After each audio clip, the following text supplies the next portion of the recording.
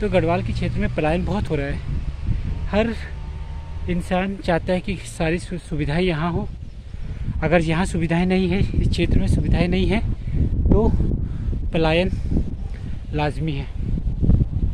कई लोग जा चुके हैं पलायन करके, अपने खेतों को बंजर छोड़ दिया है। जिन खेतों में पहले अनाज होता था, आज वो चीज़ खेत बंजर हैं, और अब दोबारा उसमें अगर हल लगाने की कोशिश की जाए तो मेहनत करनी पड़ेगी। लेकिन उस मेहनत को करने से पहले उसके बारे में सोचेंगे भी नहीं लोग। समस्या इस तरीके की हो रही है। तो ज़्यादा से ज़्यादा मैं पहाड़ के लोगों को यही बोल सकता हूँ, अपनी जो खेती बाड़ी है उसे बंजर मत छोड़िए, उनमें कुछ फसल उगाइए। कुछ ना कुछ तो उसमें आपके खाने लायक होगा और आपकी खेत हमेशा हरी भरी होगी। आने वाले टाइम पे लोग इन खेतों को ही खोदेंगे, इन खेतों की तरफ ही दौड़ेंगे, क्योंकि वक्त बदल रहा है, समस्याएं भी आ रही हैं, समस्याएं भी आदमी को घेर रही हैं। बेरोजगार, रोजगार, ये सारी समस्याएं हैं। बेरोजगारी की समस्या पलायन का मेन कारण है। पहाड़ों में अगर पलायन को रोका जाता, अगर यहाँ के लोगों को यहीं रोज़गार मिलता तो पलायन नहीं होता। ज़्यादा से ज़्यादा मात्रा में सरकार को यहाँ कुछ फैक्ट्री वगैरह लगानी चाहिए, ताकि यहाँ के लोगों को यहाँ रोज़गार मिले और पलायन वगैरह कम हो। क्योंकि पलायन होगा तो धीरे धीरे जो छोटे छोटे कस्बे हैं वो ख़त्म हो जाएंगे और गांव के लोग बाहर चले जाएंगे, और एक बार बाहर चले गए तो फिर वो गांव की तरफ आना बहुत मुश्किल है। नमस्कार दोस्तों, मैं आपका दोस्त वीरेंद्र रावत और आप देख रहे हो सुपर वीरू व्लॉग। दोस्तों, अभी तो मैं मार्केट के लिए जा रहा हूँ और रास्ते में जो भी चीज़ें मुझे दिख रही हैं मैं उसको आपको दिखाने की कोशिश कर रहा हूँ। और अभी मैं रास्ते पे ही हूँ, पैदल चल रहा हूँ। मैं क्या पैदल चलते चलते, ठीक है, काफ़ी टाइम के बाद पैदल चल रहा हूँ। और बीच में जॉब के चक्कर में क्या हो रहा है, टाइम टू इनकम मिलता है। तो आज संडे है, तो मैंने सोचा संडे को कोई अच्छी सी वीडियो बना देते हैं। गांव में वो शिक्षा नहीं मिल पा रही है जो शहरों में है, तो लोग ज़्यादा से ज़्यादा शहरों की तरफ पलायन कर रहे हैं और गाँवों को छोड़ते हुए जा रहे हैं। अगर गाँव में ही वही चीज़ मिलने लग जाए, छोटे छोटे कस्बों में वो चीज़ें मिलने लग जाए, अच्छे स्कूल मिल जाए, अच्छा रोज़गार मिल जाए, तो पलायन की मेन वजह ख़त्म हो जाएगी। तो सरकार को इस चीज़ में सोचना चाहिए, घरों एक गाँव की तरफ ज़्यादा से ज़्यादा रोज़गार मिले, ताकि यहाँ के लोग यहीं रोज़गार करें और अपनी खेती बाड़ी और अपने घर बार सब देख सकें और गाँवों से इस तरीके से पलायन ना हो। तो इस पलायन को कम करना चाहिए, सभी को एकजुट होना चाहिए, हम लोगों को भी एकजुट होना चाहिए, सरकार को एकजुट होना चाहिए, तभी जाके पलायन की समस्याएं दूर होंगी। और नहीं तो जिन खेतों में पहले हम बचपन से देखते आ रहे हैं, जिन खेतों को हम धान गेहूँ वगैरह उगते थे, आज वही खेत बंजर पड़े हुए हैं। तो इस तरीके से और भी खेत बंजर ना पड़े, ज़्यादा से ज़्यादा खेतों में धान गेहूँ वगैरह उगे, जो भी यहाँ की फसलें होती हैं। तो इस तरीके से अगर काम हो, धान गेहूँ वगैरह उगे, लोग मेहनत करें, उस मेहनत का उनको फल मिले, तो समस्याएं काफ़ी हद तक कम हो जाएगी और पलायन का चक्कर ख़त्म हो जाएगा। हमारे यहाँ का जंगल है जो ऊपर को दिख रहा है, पूरा जंगल है। और यहाँ पे भी देख लो आप लोग, खेत वगैरह जो हैं काफ़ी बंजर हैं, क्योंकि पहाड़ से पलायन बहुत तेज़ी से हो रहा है। हर कोई अपने खेतों को इस तरीके से बंजर छोड़ के चले गया है, और ये बाद में दोबारा इनमें अगर हल वगैरह चला बहुत कठिनाई होगी। और भाभी जी नमस्ते, क्या हो रही हो तुम? ये पत्ते लोग ने आज अच्छा है, सब है निकलने।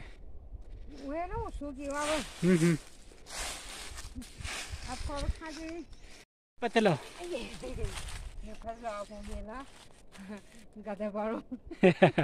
गदा बनोड़ो। तो ये बांस के पत्ते हैं और सूख करके ये नीचे गिर चुके हैं, और इनको इकट्ठा करके जो गाय भैंस है उनके गौशाला में उनके नीचे इसको डाल दिया जाता है, ताकि उनको भी सुरक्षित महसूस हो। तो अभी यहाँ पे भाभी जी हैं, ये अभी यही काम कर रहे हैं।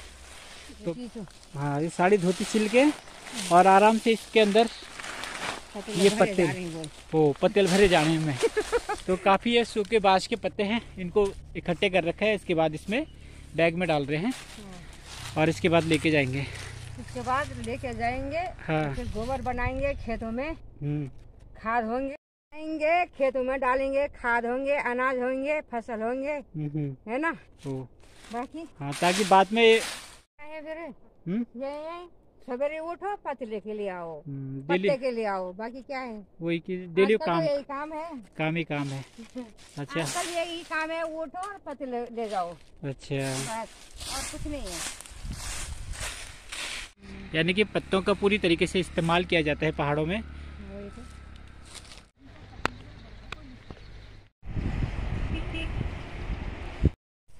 तो दोस्तों, गांव में जो है आजकल खेतों में वैसे तो गेहूं पकने वाले हैं, लेकिन कुछ हिस्सों में जहां कुछ खेत ऐसे हैं जहां पे पूरा बंजर है खेत, और जो यहाँ के लोग हैं गांव में जो रहते थे काफ़ी पलायन हो चुका है गांव से, और सारे खेत जैसे देख रहे हो आप, पूरा खेत जैसे बंजर है, घास उगी हुई है।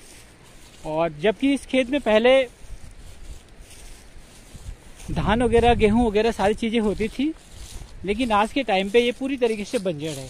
अब बाद में अगर इसको खोदा जाएगा तो बहुत टाइम लग जाएगा, खोदने में भी बहुत दिक्कतें आएंगी। ये लोग जो गांव में नहीं है, जो गांव को छोड़ के बाहर चले गए हैं और गांव अपने खेतों को इस हाल में छोड़ के चले गए हैं, आज बड़ा दुख होता है इस चीज़ को देख के कि जिस खेत में पहले धान गेहूं वगैरह होता था, आज वही खेत इस तरीके से बंजर है। और अगर इसको खोदा जाए, फिर दोबारा इसको खोदने की कोशिश करें तो काफ़ी टाइम लग जाएगा। तो ज़्यादा से ज़्यादा लोगों ने गाँवों से पलायन कर दिया है। तो दोस्तों, आप देख रहे हैं यहाँ पे ये खेत हैं नदी के किनारे भी, और ये खेत भी पूरी तरीके से बंजर पड़ चुका है। पहले यहाँ पे भी काफ़ी धान वगैरह होते थे, गेहूँ वगैरह होते थे, लेकिन आज की डेट में ये पूरी तरीके से बंजर पड़ चुका है। यानी कि इसको कमाने वाले जो हैं वो कहीं या तो बाहर चले गए हैं या वो खेतों को कमाना नहीं चाहते हैं। मेन वजह खेतों में ये तो कुछ हो नहीं रहा है, अगर कुछ हो भी रहा है तो यहाँ पे बंदर, भालू, ये सारी चीज़ें फसलों को बर्बाद कर देते हैं। तू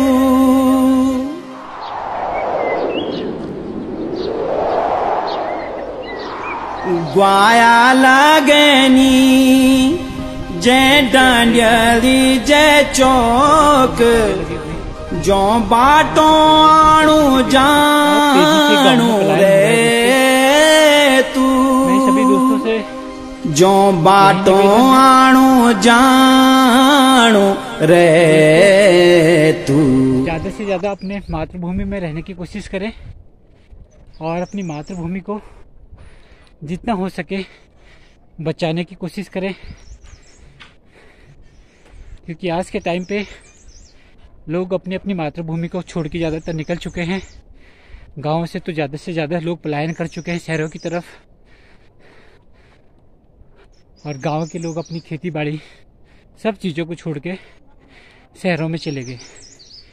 लेकिन शहरों की स्थिति कैसी है वो आप लोगों को पता है, वहाँ पे भी स्थिति और भी भयंकर होती जा रही है।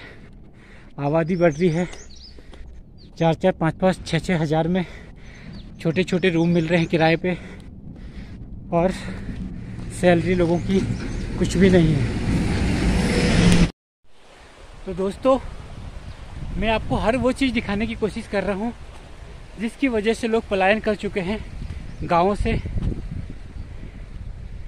शिक्षा व्यवस्था में यहाँ पे बहुत सुधार की ज़रूरत है, ताकि अब देखो कोई अमीर लोग हैं वो तो चलो यहाँ से गाँव को छोड़ के शहरों में बस जाएंगे, लेकिन जो यहाँ पे गांव के लोग हैं, गरीब लोग हैं, मिडिल क्लास फैमिली वाले हैं, उनके लिए अगर शिक्षा की अच्छी व्यवस्था ना हो, कॉलेज वगैरह आसपास ना हो, तो उनके लिए तो शिक्षा व्यवस्था में अपना भविष्य बनाना बहुत मुश्किल हो जाएगा। तो उनके आसपास कॉलेज हो, ज़्यादा से ज़्यादा नहीं, जंगल, यहाँ पे गैरसैंण में भी कॉलेज है, लेकिन वो कॉलेज मेन मार्केट से 4-5 किलोमीटर दूर है। और वहाँ पर जाने के भी स्टूडेंट से पूछा भी हमने कि भाई आप कॉलेज कर रहे हो, कह रहे नहीं 12th कर चुके हैं लेकिन कॉलेज नहीं कर रहे। वजह कि कॉलेज बहुत दूर है, कि वहाँ जाते जाते हमारा पूरा दिन निकल जाता है। तो कॉलेज अगर गैरसैंण मार्केट में हो तो काफ़ी मात्रा में वहाँ पे स्टूडेंट आ सकते हैं और अपनी शिक्षा व्यवस्था को सुचारू रूप से चला सकते हैं। और कुछ खेतों में जो हल वगैरह लगे हुए हैं, धान वगैरह बोए गए हैं इसमें। तो दोस्तों, जब मैं पिछली बार पैदल चलते हुए आ रहा था तो मैंने यहाँ पे आपको एक चीज़ दिखाई थी कि यहाँ पे जो रोड की स्थिति है बहुत ख़राब थी लेकिन अच्छी हो गई है। लेकिन एक चीज़ मैंने ये भी दिखाई थी उस वीडियो में कि यहाँ पे बहुत खतरा है, यानी कि जो यहाँ पे बना हुआ है बहुत बड़ा मोड़ है यहाँ पे, और यहाँ से नीचे बहुत भयंकर खाई है। लेकिन आज तक यहाँ पे कुछ नहीं हुआ, कोई संबंध में काम करना नहीं चाहता है। कोशिश की हमने बोलने की, लेकिन कोई सुनता नहीं। हो जाएगा, कब तक होगा ये हमें पता नहीं।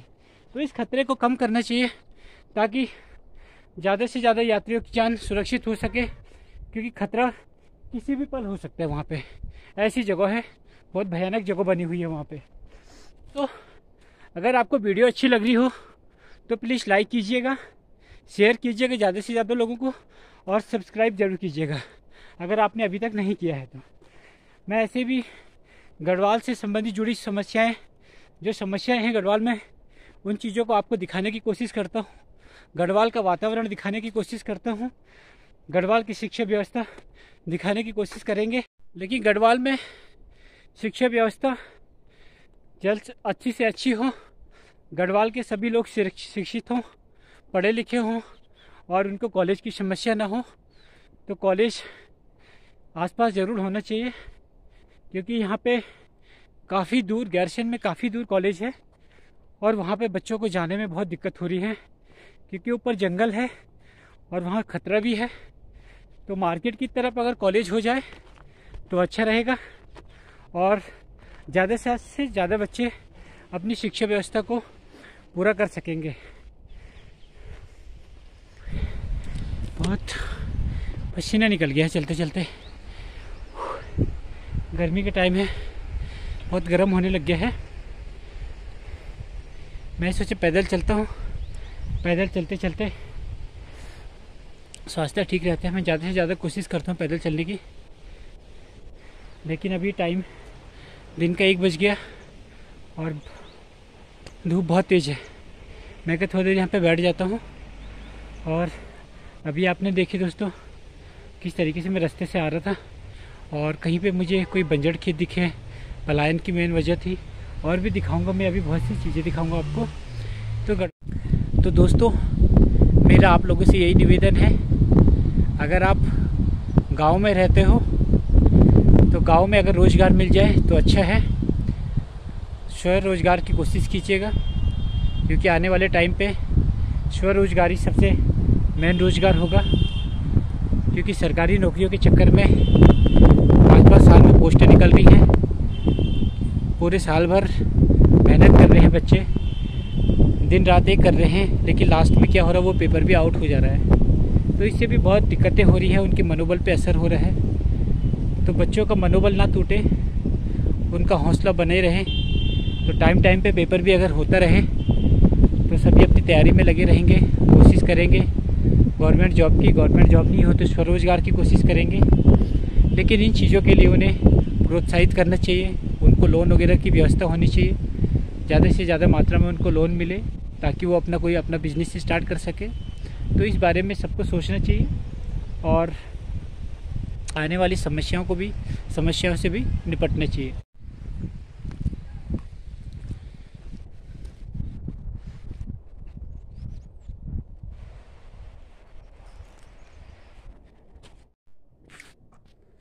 दोस्तों, ये गैरसैंण का इलाका है, तहसील के पास का, और यहाँ से मैं गैरसैंण की लोकेशन देखने की कोशिश कर रहा हूँ। काफ़ी अच्छा लग रहा है।